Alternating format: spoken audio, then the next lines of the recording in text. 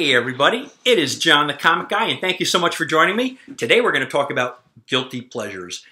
Have you ever bought comics that afterwards you sort of question yourself? I don't want to say regret, but you question yourself, and the question is, why the heck did I buy that?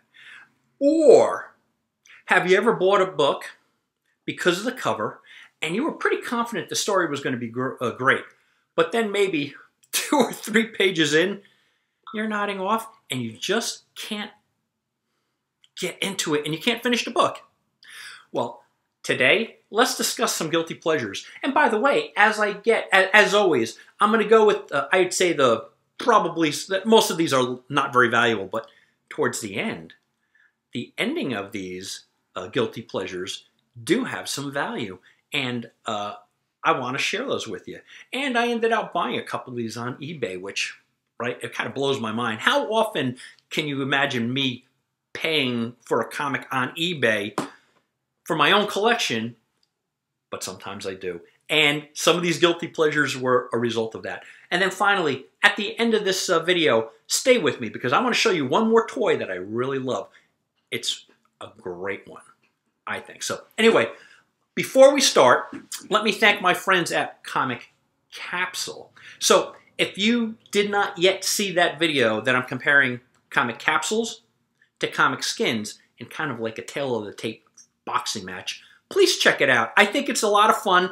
Both ended out really doing well, but the people out at Comic Capsule were such great sports. They sent me this message afterwards, and they said, you know, thank you. We watched your video. We thought it was great. It had us hooked till the end, which is great.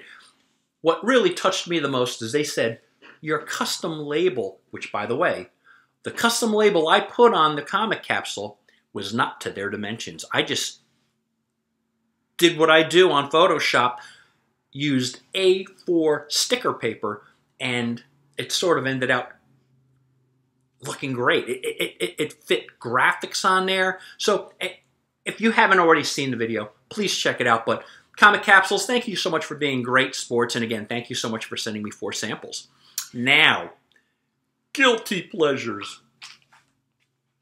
The first guilty pleasure is by an artist that I think is one of the best, Jim Lee. During the early Image days, I was doing a little bit of speculating. I think a lot of people were, but I succumbed to that as well. And I bought a couple of issues of this. And in this particular book, I bought a couple of copies of it. I saw this book. It was in a poly bag, and in fact, this is still in a poly bag. I thought this was one of the most spectacular covers, so visually dynamic, so Image-esque, right? It's just exactly what those guys were all about, just in-your-face artwork. I ended up buying a couple of copies, right? I ended up selling those copies off. I paid $2.50 for each of these, but of course, subsequently, as I acquire collections, I probably acquired like 40 or 50 of these, and I decided to keep one in polybag just because I really do believe the artwork on this is so beautiful. Make comments. What do you think of this artwork? I love this. Not enough that I'm going to read it again, but I think the artwork, and who can deny Jim Lee's art is fantastic. Here's another artist that I think you all know I'm a big fan of. This is where that special enhanced cover kind of pulled me right in. I think I bought a couple of these, and these were cover priced at $3.50 a piece. Prophet #1, I think this is the second series, but Stephen Platt is the artist. Oh my God, look at that art. I just think it's great. Again, is the anatomy proper? I don't know. I don't get into it that way. I just think it's just so visually dynamic. The color, again, this is kind of metallic too. So this metallic with the red, I just find it so beautiful. Stephen Platt did such a great job on this. I read it at the time. I probably got bored on page 2, didn't continue reading it, but I ended up keeping a copy of this. And by the way, kind of like with Wildcats 4, my original copy of this, I long since sold off, probably on a dollar bin, but ultimately, I got this in other collections, and I've gotten multiple copies of this, but I had to keep one. I just think it's beautiful. And again, Stephen Platt he always makes great art. The next one, again, this is truly guilty pleasure. This came out in the early 90s as well. I believe it was the early 90s, but I'll tell you right now, 1995. This also has one of those enhanced covers, metallic. It was from High Impact Studios. I just know one of these characters' name is Jazz. China and Jazz, I believe.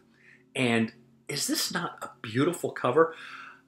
I am sort of shocked. Now, the other two I showed you, the Wildcats and the Prophet, they really have very little value. If I was a betting man, and if I was a real speculator, I would think this was going to have value, especially when I bought it. You know, the Bad Girl books were coming out.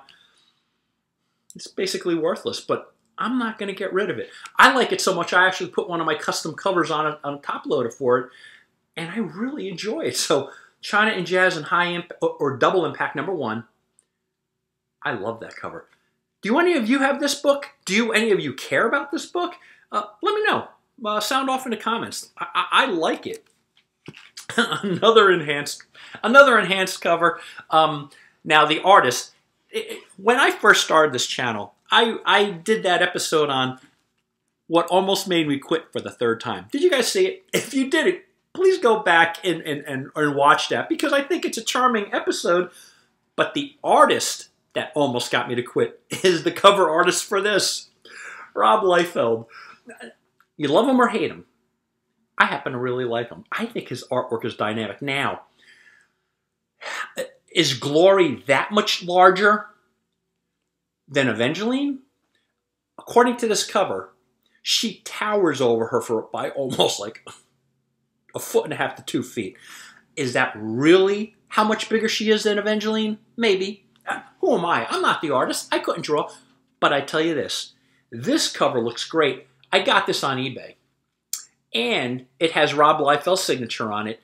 It has a certificate of authenticity on there. And I think I paid, including shipping, $8, $6 to $8. So it was cheap enough that I didn't mind popping on it.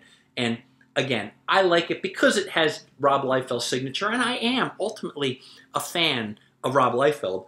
I put this in one of my top loaders with a custom label. But I really think that cover is beautiful. You know, when they have that metallic, the colors just really pop, and I kind of am in awe. If I were ever to get hypnotized, stuff like that would hypnotize me. Now, before I go to the last 4 books, which are all kind of related, let me thank our sponsor, Comic Skin. Comic Skin, Mark from Comic Skin is, again, giving 5% off to our viewers. When you're checking out, if you buy a Comic Skin and you see the coupon code, you put in John the Comic Guy 5, and you can get 5% off the singles, the 5-packs, or the 10-packs. So give them a try. If you do create the custom labels, you see I do that a lot. Please share that with me. In a way, I'm always searching, is there a way I can make my labels look better? And even if someone else's labels look better, if it's not according to my taste, I'll keep it the same. But let's trade information and show me your label. So if you do buy these and do custom label, do me a favor, please share it with me, okay? Because I really am curious. But Mark, thank you so much for giving 5% off to our viewers. Check out on the coupon code, John the Comic Guy 5. Okay, for the final 4, and then again, stick around because I want to show you the toy that I'm referring to later. But issue number 5 of Marvel, I think that's a pretty hypnotic cover as well. Now, I guess that's Mary Jane Watson, huh? Mary Jane Watson? Wow.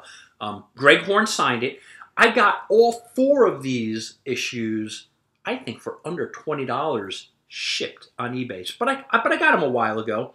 So this was published through 2003. You know, my eyes are really not what they used to be. I am 58. What I will say, though, is it cracked me up that this was like, I read, voted one of the 15 worst titles of the decade. I don't know. I love that. What are you going to do?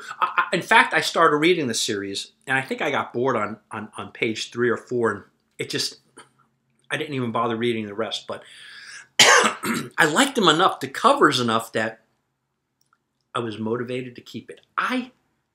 Greg Horn, wow, you know how to draw. And look at this one. Issue number 3 of Marvel. Again, signed by Greg Horn, right on the volleyball. Again, drawing Mary Jane in a way that I'm finding really, really beautiful.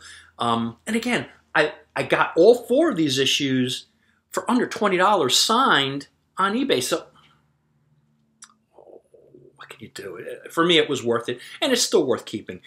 I also am amazed that these have value. The other books that I showed you, and they just didn't maintain much value. As a guilty pleasure, where a guilty pleasure goes, the other issues really didn't have value. But these Marvel books, I was kind of shocked after 10, 15 years. Apparently, and obviously, it's because of the cover, right? No disrespect, but it's clearly not because the story was so compelling. It's because of the cover art, but this is pretty good cover art. Greg Horn, again, signed. I love it. And then, really, the grand finale of these, the grand finale of my Guilty Pleasures comics, issue number 1. And not only is it a beautiful cover of Mary Jane Watson, but it's also enhanced with metallic. The gold on the car is metallic. The Marvel is red, red metallic. It's just, I find it beautiful. And just thinking, I got these all signed with certificates for under $20. For me, it was worth it. And now I'm seeing what the value of these are.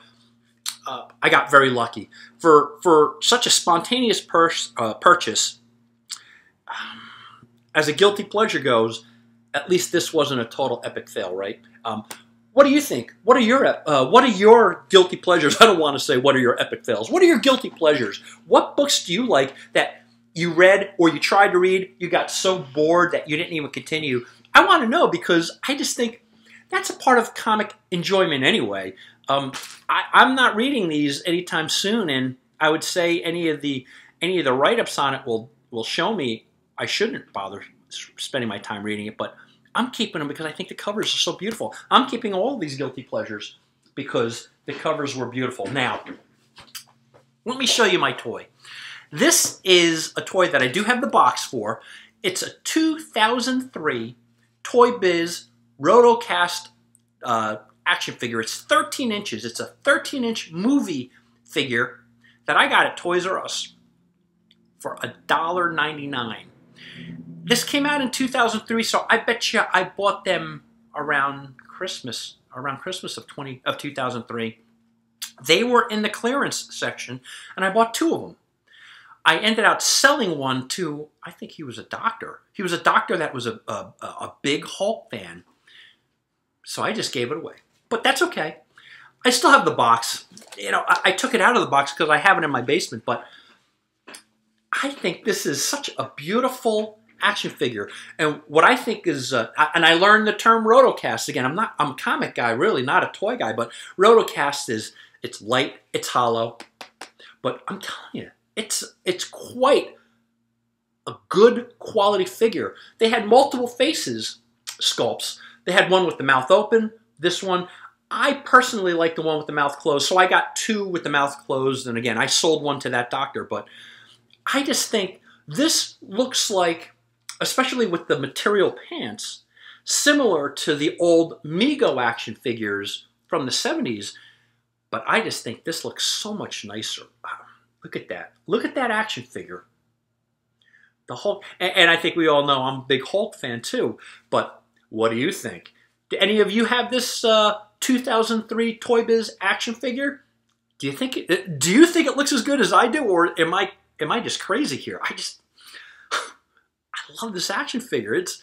This kind of stuff gets me excited. I love it. So, and I'm not really a big toy guy. So anyway, everybody, I thank you so much for joining me today. thank you for looking at my guilty pleasures. John the Comic Guy succumbs to beautiful covers like the rest of us, and sometimes I'll even buy them off of eBay. Hopefully I'll get them when they're signed. You know, I'll kind of look like that. But I'm just curious if you like this content. If you do, I ask you to please subscribe. If you know friends that might be into toys, might be into comics, and hey, might be into records, right? Because every so often I'm going to do some record videos too.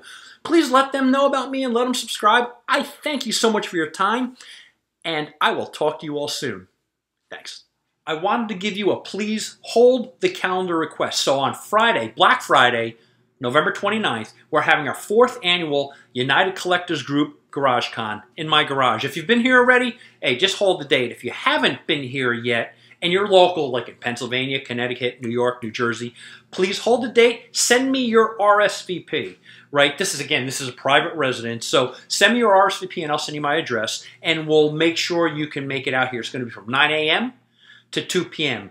The key is, remember, this is a private residence, so you don't want to pull in and out of my neighbors' driveways. They get very upset. So please, when you make that turn, just pull right on the street. I'm the first house on the corner. So again, hold the date. Friday, November 29th, you're invited to the 4th annual UCG Garage Con. You're going to have thousands and thousands of $1 books. You're going to have hundreds and hundreds of graded books. John from John's Comics is going to be here with 400 to 500 graded books. Plus, you're going to have Patriot Comics, and you're going to have Comic Catacombs here. So you're going to have 4 great vendors. We're not going to gouge you, and obviously you're going to have amazing prices. Hold the date, Friday, November 29th, 2024. I really hope to see you then.